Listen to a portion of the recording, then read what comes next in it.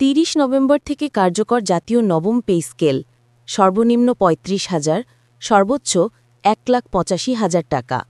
বদলে যাচ্ছে লাখো সরকারি চাকরিজীবীর ভাগ্য।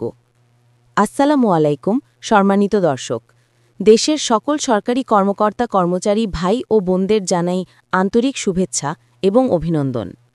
আজকের দিনটি শুধু একটি তারিখ নয়, আজ হলো প্রতীক্ষার অবসান, আজ হলো নতুন সম্ভাবনার সূচনা, আজ হলো দীর্ঘদিনের অপেক্ষার প্রতিদান। কারণ অবশেষে কার্যকর হতে যাচ্ছে জাতীয় নবম পে স্কেল, এবং এই পে স্কেল কার্যকর হবে আগামী ৩০ নভেম্বর থেকে। এই একটি সিদ্ধান্ত বদলে দিতে যাচ্ছে লাখো সরকারি চাকরিজীবীর জীবনমান, সংসার, স্বপ্ন আর ভবিষ্যৎ। বন্ধুরা, বিস্তারিত আলোচনা যাওয়ার পূর্বে এখনও যারা চ্যানেলটি সাবস্ক্রাইব করেননি, এখন চ্যানেলটি সাবস্ক্রাইব করে বেল বাটনটি অন করে দিন। গতকাল পে কমিশনের সঙ্গে জাতীয় ঐক্য পরিষদের প্রেসিডেন্টের একটি গুরুত্বপূর্ণ বৈঠক অনুষ্ঠিত হয়। এই বৈঠকে পে কমিশন তাদের চূড়ান্ত অবস্থান পরিষ্কার করে এবং উচ্চ পর্যায়ের আশ্বাস দেয়, জাতীয় নবম পে স্কেল নিয়ে আর কোনো বিলম্ব নেই, এবার বাস্তবায়নই চূড়ান্ত। পে কমিশনের একজন শীর্ষ পর্যায়ের কর্মকর্তা নাম প্রকাশ না করার শর্তে জানান, আমরা আনুষ্ঠানিকভাবে এখন সব বলছি না, কিন্তু এটুকু নিশ্চিতভাবে বলা যায়, সরকারি চাকরিজীবী ও কর্মচারীদের মুখে হাসি ফুটবে ডিসেম্বর থেকেই, কারণ নতুন বেতন কাঠামো সেভাবেই প্রস্তুত। এর অর্থ দাঁড়ায় একটি কথাই, এইবার আর শুধু আশ্বাস নয়, এবার বাস্তবতা।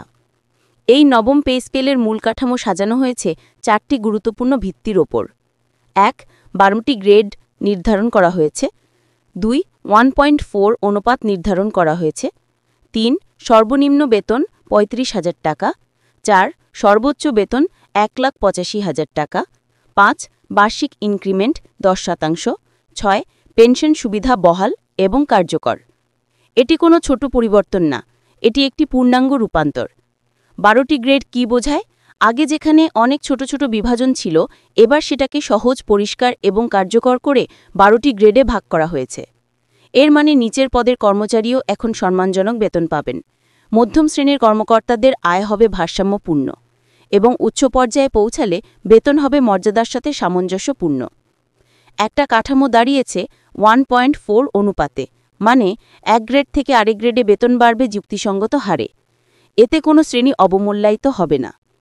এখন কথা বলি সবচেয়ে আলোচিত বিষয়টি নিয়ে, বার্ষিক 35,000 টাকা। এর মানে একজন নতুন বা নিম্ন পর্যায়ের সরকারি কর্মচারীও এখন মাসে অন্তত 35,000 টাকা বেতন পাবেন, যা আগে অনেকের কল্পনারও বাইরে ছিল। এতে সংসারের মৌলিক চাহিদা পূরণ সহজ হবে, শিশুদের পড়াশোনা, চিকিৎসা, খাদ্য সবকিছুতেই স্বস্তি আসবে, জীবনযাত্রার মান বাড়বে। সর্বোচ্চ বেতন 1,85,000 টাকা। উচ্চ পর্যায়ের কর্মকর্তার জন্য এই সীমা নির্ধারণ করা হয়েছে। এটি বোঝায় রাষ্ট্রের গুরুত্বপূর্ণ দায়িত্বে যারা আছেন তাদের সম্মানজনক মূল্যায়ন, বিদেশি মানের সঙ্গে সামঞ্জস্যপূর্ণ বেতন, সৎভাবে কাজ করার অনুপ্রেরণা। নতুন কাঠামোর সবচেয়ে বড় সুবিধা হল প্রতি বছর 10% করে ইনক্রিমেন্ট। ধরা যাক কারো বেতন 35,000 টাকা, এক বছর পর সেটি হবে 38,500 টাকা, পরের বছর হবে আরও বাড়ানো। মানে আপনি শুধু চাকরি করছেন না, আপনার ভবিষ্যৎ স্বয়ংক্রিয়ভাবে শক্তিশালী হচ্ছে। এই নবম পে স্কেলে পেনশন সুবিধা বহাল এবং কার্যকর রাখা হয়েছে। এর অর্থ চাকরি শেষে অনিশ্চয়তা নেই, বৃদ্ধ বয়সে মাসিক আয়ের নিশ্চয়তা, পরিবার থাকবে সুরক্ষিত। এটি শুধুমাত্র বেতন নয়, এটি একটি সম্মানজনক জীবনযাপনের প্রতিশ্রুতি। এই কাঠামোর মধ্যে কিছু গুরুত্বপূর্ণ ভাতা রাখা হয়েছে, যেগুলো চাকরিজীবীদের জীবন আরও সচ্ছল করবে। বাড়ি ভাড়া ভাতা, বাড়ি ভাড়ার চাপ কমাতে দেওয়া হবে এই ভাতা, যাতে শহরে বা কর্মস্থলে বসবাস সহজ হয়।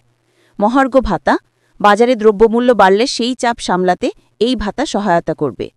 যাতায়াত ভাতা, অফিসে যাতায়াতের খরচ কমাতে এই ভাতা কার্যকর হবে। চিকিৎসা ভাতা, নিজে এবং পরিবারের চিকিৎসার জন্য অতিরিক্ত সুবিধা হিসেবে দেওয়া হবে। শিক্ষা সহায়তা, পরোক্ষ সুবিধা, সন্তানের পড়াশোনা, বই খাতা, ফি ইত্যাদিতে পরোক্ষ সুবিধা তৈরি হবে। এই ভাতাগুলোর মূল লক্ষ্য একটাই, কর্মচারীদের জীবনকে চাপমুক্ত করা। দায়িত্ব ভাতা, ডিউটি অ্যালোয়েন্স, এই ভাতা সরকার দেয় সেই সকল কর্মকর্তা কর্মচারীর জন্য যারা সাধারণ কাজের বাইরে অতিরিক্ত দায়িত্ব পালন করেন।